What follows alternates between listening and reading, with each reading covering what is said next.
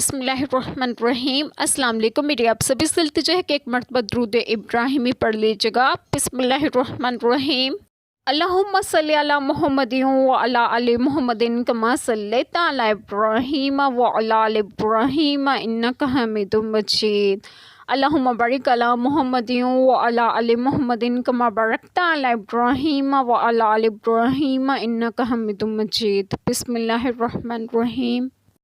और तुमसे औरतों के बारे में फ़तवा पूछते हैं, तुम फरमा दो कि अल्लाह तुम्हें उनका फ़तवा देता है और वो जो तुम पर कुरान में पढ़ा जाता है उन यतीम लड़कियों के बारे में कि तुम उन्हें नहीं देते जो उनका मुकर्रर है और उन्हें निकाह में भी लाने से मुँह फेरते हो, और कमज़ोर बच्चों के बारे में, और ये कि यतीमों के हक़ में इंसाफ पर कायम रहो, और तुम जो भलाई करो तो अल्लाह को उसकी खबर है।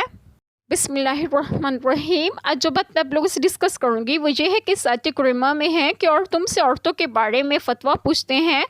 शान नज़ुल ज़मानाए जहालियत में अरब के लोग औरत और छोटे बच्चों को मैयत के माल का वारिस नहीं करार देते थे। जब आयत करीमा मिरास नाजिल हुई तो उन्होंने अर्ज़ किया, या रसूल अल्लाह सल्लल्लाहु अलैहि वसल्लम, क्या औरत और छोटे बच्चे वारिस होंगे? आप सल्लल्लाहु अलैहि वसल्लम ने उनको इस आयत करीमा से जवाब दिया। हज़रत आयशा रज़ियल्लाहु अन्हा ने फरमाया कि यतीमों के औलिया का दस्तूर ये था कि अगर यतीम लड़की साहिब माल व जमाल होती तो उससे थोड़े महर पर निकाह कर लेते, और अगर हुस्न माल ना रखती तो उसे छोड़ देते, और अगर हुस्न सूरत भी ना रखती तो होती अगर मालदार तो उससे भी निकाह ना करते, और इस अंदेशे से दूसरे के निकाह में भी ना देते कि वो माल में हिस्सेदार हो जाएगा।